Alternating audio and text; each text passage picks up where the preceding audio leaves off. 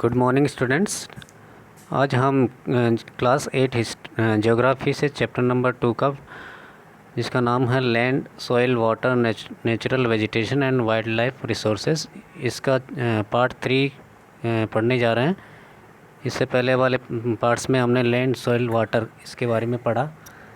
अब हम natural vegetation और वाइल्ड लाइफ रिसोर्सेज के बारे में पढ़ेंगे। Natural vegetation and wild life, प्राकृतिक वनस्पति और जंगली जीवन या जो जंगल में रहने वाले जानवर हैं उनके बारे में। Natural vegetation and wild life exist only in the biosphere. तो जो प्राकृतिक वनस्पति है और वाइल्ड लाइफ, ये दोनों ही केवल बायोस्फीयर में, बायोस्फीयर मतलब जैवमंडल, जैवमंडल जहाँ पे जानवर या वनस्पति रहते हैं उसको जैवमंडल या बायोस्फीयर कहते हैं, वहीं पाए जाते हैं। The narrow zone of contact between the lithosphere, hydrosphere and atmosphere is called biosphere. अब बायोस्फेयर या जैवमंडल किसको कहते हैं? एक नैरो जोन मतलब एक संकरा क्षेत्र जो कि लिथोस्फेयर मतलब एक स्थल मंडल या भूमंडल, एंड हाइड्रोस्फेयर जलमंडल, एंड एटमॉस्फेयर वायुमंडल।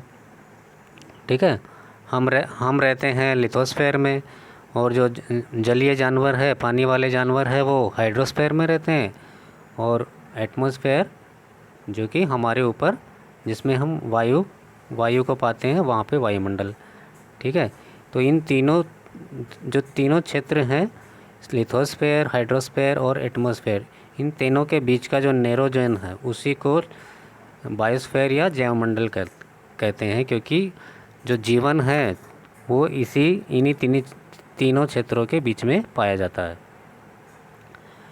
इन the biosphere living beings are interrelated and interdependent on each others for survival. तो जैवमंडल में जो लिविंग बीइंग्स हैं, मतलब जितने भी जानवर है या प्राणी है, वो सब इंटर रिलेटेड हैं, एक दूसरे से परस्पर संबंधित है, और इंटरडिपेंडेंट भी है, मतलब एक दूसरे पर निर्भर भी है। ठीक है, फॉर सर्वाइवल, जिंदा रहने के लिए या जीवित रहने के लिए। जैसे आदमी पेड़ पौधों पर निर्भर है, पेड़ पौधे और किसी आदमी पे या और किसी चीज़ पर निर्भर है, जानवर इसी तरह एक जानवर दूसरे जानवर पर निर्भर है। तो लिथोस्फेयर में जितने भी लिविंग बीइंग हैं एक दूसरे पर निर्भर रहते हैं। This life supporting system is known as the ecosystem. और इसी जो लाइफ सपोर्टिंग सिस्टम या जीवन आधारित जो तंत्र है उसको इकोसिस्टम या पारिस्थितिकी तंत्र कहते हैं। Plants provide us with timber. अब पेड़ पौधों से हमें क्या मिलती है? टिम्बर, इमारती लकड़ी, है ना। शेल्टर टू एनिमल्स, या फिर जो जानवर है उनको शेल्टर या घर मिलता है। प्रोड्यूस ऑक्सीजन, इससे और पेड़ पौधों से हमें ऑक्सीजन भी मिलती है। Protect soil for growing crops, और ये जो फसलें उगाते हैं उसमें जो मिट्टी, फसलों के लिए जो मिट्टी की ज़रूरत होती है उसकी भी वो सुरक्षा करते हैं। एक्ट एज शेल्टर बेल्ट्स, इसके अलावा वो शेल्टर बेल्ट यानी रक्षक मेखला के रूप में भी काम करते हैं, ताकि वो मिट्टी को बहाकर न ले जा सके, इसलिए पेड़ पौधे मिट्टी को पकड़ कर रखते हैं, वो मिट्टी का कटाव होने से भी रोकते हैं। Give us fruits and vegetables, और हमें फल और सब्जियां देते हैं। Help in storage of underground water, इसके अलावा पेड़ पौधों से हमें जो अंडरग्राउंड वाटर है, भूतल ज़मीन के नीचे जो पानी है उसका लेवल बढ़ाने में भी, और उसका स्टोरेज या संग्रह करने में भी मदद करते हैं। Wild life includes animals. अब वाइल्ड लाइफ में क्या क्या शामिल है?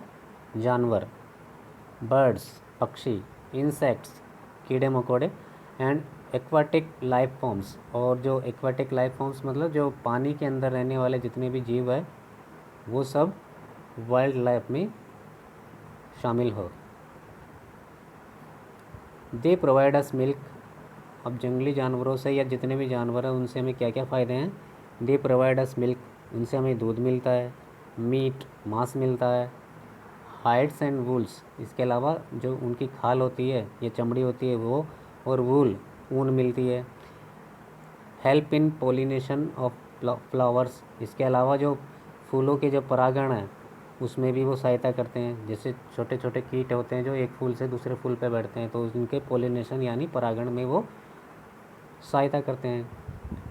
एक्ट्स एज डिकम्पोजर्स इन इकोसिस्टम्स एट्सेट्रा। और इसके अलावा जो इकोसिस्टम है, पारिस्थितिकी तंत्र है, उसमें डिकम्पोजर्स का रूप में भी यानी अपघटक के रूप में भी वो सहायता करते हैं। Natural vegetation is a renewable resource. मतलब जो प्राकृतिक वनस्पति है वो रिन्यूएबल नवकरणीय संसाधन है, but it's judicial uses must. लेकिन इसका जो न्यायपूर्ण तरीके से हमें प्रयोग करना चाहिए वो बहुत ज़रूरी है। If not utilize in proper manner it can lead to loss of life and further more calamities. अगर हमने इसको उचित तरीके से या न्यायपूर्ण तरीके से इसका उपयोग नहीं किया तो इससे कई जानवरों का और वनस्पतियों का जीवन का नुकसान हमें सहना पड़ेगा, और इससे और ज़्यादा कैलेमिटीज़ या बहुत ज़्यादा संकट या मुसीबतों या आपदा का सामना करना पड़ सकता है। Wild life and natural vegetation makes a deep connection. और जो जंगली जानवर या जंगली जीव है और जो प्राकृतिक वनस्पति है, इन दोनों में आपस में गहन या गहरा संबंध होता है। So preservation of both can be done simultaneously. तो इन दोनों को साथ साथ प्रिजर्वेशन यानी संरक्षण किया जाना बहुत ज़रूरी या आवश्यक हो जाता है। Now distribution of natural vegetation. प्राकृतिक वनस्पति का डिस्ट्रीब्यूशन यानी वितरण। The growth of vegetation depends on temperature and moisture. मतलब वनस्पतियों का, पेड़ पौधों का जो विकास होता है या उनकी जो वृद्धि होती है वो एक तो तापमान पर और दूसरा नमी या आर्द्रता, इन पर निर्भर करता है। फॉरेस्ट्स जंगल, ग्रासलैंड्स मतलब घास के स्थल, स्क्रब्स एंड टुंड्रा, जो स्क्रब होती है जिसको हिंदी में गुल्म कहते हैं, और टुंड्रा, ये are the major type of vegetation in the of the world. ये दुनिया के 4 मुख्य प्रकार के जो वनस्पति होती है वो पूरी दुनिया में पाए जाने वाली वनस्पतियों के प्रकार हैं। Forests are associated with areas having abundant water supply. जंगल जो होते हैं वो संबंधित है किससे? जहाँ पे ऐसे क्षेत्र जहाँ पर पर्याप्त मात्रा में पानी की आपूर्ति होती है। These areas have heavy rainfall and huge trees. और फॉरेस्ट एरियाज़ में हमेशा हैवी रेनफॉल होती है और बड़ी विशाल संख्या में पेड़ पौधे पाए जाते हैं। अब ग्रासलैंड यानी घास के मैदान कैसे होते हैं? Grasslands are areas having short stunted trees. Grassland में बहुत छोटे आकार के पेड़ पौधे पाए जाते हैं। And grasses grow in the regions of moderate rainfalls. और जो घास उगती है वो ऐसे क्षेत्र में उगती है जहाँ पे जो रेनफॉल या बारिश होती है वो मॉडरेट होती है। मॉडरेट मतलब सामान्य, ना तो बहुत ज़्यादा ना बहुत कम। तो सामान्य बारिश वाले क्षेत्रों में ऐसे ग्रासलैंड पाए जाते हैं। As the amount of moisture decreases the size of trees and their density reduces. मतलब जैसे जैसे मॉइस्चर की कमी हो जाती है, मॉइस्चर मतलब नमी या आर्द्रता, उसमें कमी होती है, तो जो पेड़ पौधे हैं उनके साइज़ में, उनके आकार में भी कमी हो जाती है। इसके अलावा उनकी डेंसिटी मतलब उनके घनत्व या सघनता में भी कमी आ जाती है। जैसे कि फॉरेस्ट में ट्रीज़ की डेंसिटी ज़्यादा देखने को मिलती है और ग्रासलैंड में ट्रीज़ की डेंसिटी हमें कम देखने को मिलती है। नेक्स्ट है thorny shrubs and shrubs grow in dry areas of low rainfalls. जो कांटेदार जो श्रब्स या जो झाड़ियाँ होती है और स्क्रब्स जो होते हैं, स्क्रब मतलब अभी हिंदी में इसके लिए एक वर्ड बताया था मैंने, गुल्म। तो जो कांटेदार झाड़ियाँ और गुल्म ये ड्राई एरियाज़ में यानी सूखे क्षेत्रों में जहाँ बारिश कम होती है वहाँ या लो रेनफॉल कम बारिश वाले इलाकों में ये पैदा होते हैं, उगते हैं। The plants of this region have deep roots. और इस इन क्षेत्रों में ये उगने वाले पेड़ पौधों की जो रूट्स होती है, जड़ें होती है, वो बहुत गहरी होती है, नीचे ज़मीन की गहराई तक, बहुत अंदर तक होती है। एंड लीव्स वर थॉर्नी, और ऐसे पेड़ पौधों की जो पत्तियाँ होती है वो कांटेदार होती है। एंड वैक्सी, इसके अलावा वो वैक्सी मतलब मोम की सतह जैसी वैक्सी सरफेस, उनकी पत्तियों पे ऐसा महसूस होता है जैसे वो वैक्स या मोम लगी हुई होती है, चमकीली लगती है। That helps reduce loss of moisture through transpiration. अब जो ये ऐसी पत्तियाँ होती है कि कांटेदार पत्तियाँ या वैक्सी सरफेस, इसकी वजह से क्या होता है, ऐसे पेड़ पौधों की जो मॉइस्चर होती है, नमी जो होती है, वो ट्रांसपीरेशन यानी वाष्पोत्सर्जन की जो क्रिया होती है उसके द्वारा बहुत कम मात्रा में हवा में उड़ पाती है, या उनके जो पेड़ों की जो नमी होती है वो बहुत कम मात्रा में हवा के साथ उड़ पाती है, यानी नमी बरकरार रह पाती है कंटीली झाड़ियों की वजह से, या कंटीली जो उनकी पत्तियाँ होती हैं और वैक्सी सरफेस की वजह से। नेक्स्ट है डिस्ट्रीब्यूशन ऑफ नेचुरल वेजिटेशन। इसमें उसी में अगला है tundra vegetation of cold polar regions. जो ठंडे प्रदेश होते हैं ना, ठंडे ध्रुवीय प्रदेश जहाँ हमेशा साल भर ठंड रहती है, तो वहाँ पे टुंड्रा वेजिटेशन देखने को मिलती है। उसमें उसमें क्या होता है, tundra vegetation of cold polar regions comprise of mosses and lichens. तो जो टुंड्रा प्रदेश होते हैं, ठंडे जो ध्रुवीय क्षेत्र है, वहाँ पे मोस और लाइकेन, ये इस प्रकार के कुछ वनस्पति पाई जाती है। Evergreen and deciduous are the type of forest depending upon when they shed their leaves. तो ऐसे क्षेत्रों में कुछ एवरग्रीन यानी सदाबहार जो हमेशा हरे रहते हैं, एवरग्रीन सदा हरित या सदाबहार वन होते हैं कुछ। एंड डिसाइडस मतलब पर्णपाती या जो पतझड़ी होते हैं ना, समय के साथ साथ अपने पत्ते गिरा देते हैं, पतझड़ी वन कहलाते हैं उसे। तो इस तरह के दो प्रकार के जो वन होते हैं, तो वहाँ पे इस प्रकार के वन पाए जाते हैं जो कि समय के अनुसार अपनी पत्तियों को छोड़ देते हैं या गिरा देते हैं। Trees of evergreen forest do not shade their leaves simultaneously in any season of the years. और जो एवरग्रीन फॉरेस्ट होते हैं या सदाबहार वन के जो पेड़ होते हैं, वो साल में किसी भी सीज़न में एक साथ अपनी पत्तियाँ कभी नहीं गिराते, जैसे कि डिसाइडस जो फॉरेस्ट होते हैं उसमें होता है। तो deciduous forest shed their leaves in a particular season of to conserve loss of moisture through transpiration. और जो पर्णपाती या जो पतझड़ी जो जंगल होते हैं, उनके जो पेड़ होते हैं वो अपनी पत्तियों को साल में कुछ एक सीज़न ऐसे आती है जिसमें वो अपनी सारी पुरानी पत्तियों को छोड़ देते हैं, ठीक है, और उसके बाद उसमें नई पत्तियां आनी शुरू हो जाती है। मतलब वाष्पोत्सर्जन की क्रिया से बचाने के लिए वो अपने पत्तों को क्या करते हैं, छोड़ देते हैं या अपने आप उसको गिरा देते हैं, ताकि जब गर्मी आती है तो वो उन पत्तों की नमी के साथ उन जो पेड़ पौधे की नमी है वो जो नष्ट ना हो जाए, तो नमी को बचाने के लिए वो अपने पत्तों को गिरा देते हैं। In India mostly evergreen and deciduous forest are found which are the rich source of timber and forest produce. भारत में ज़्यादातर सदाबहार और पर्णपाती या फिर पतझड़ी वन पाए जाते हैं, जो कि रिच सोर्स है, बड़े मतलब समृद्ध भंडार है कि जो इमारती लकड़ी है और जो फॉरेस्ट प्रोड्यूस जो जंगल से आने वाले जो उत्पाद है, उसमें इन दोनों प्रकार के वनों का महत्वपूर्ण योगदान है। In Himalayan region of India mixed forest are found according to their altitudes. मतलब हिमालय क्षेत्रों में, भारत में जो हिमालय क्षेत्र है, हिमालय पर्वत है, उसके आसपास के क्षेत्रों में हमें मिक्स्ड फॉरेस्ट मिश्रित वन देखने को मिलते हैं, अपनी ऊंचाई के हिसाब से या उनकी तुंगता के हिसाब से। सच एज टैगा, जैसे कि एक वन का प्रकार है taiga. Evergreen forest and deciduous species are found.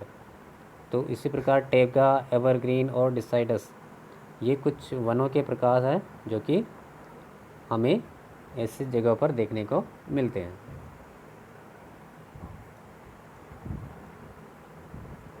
Conservation of natural vegetation and wild life.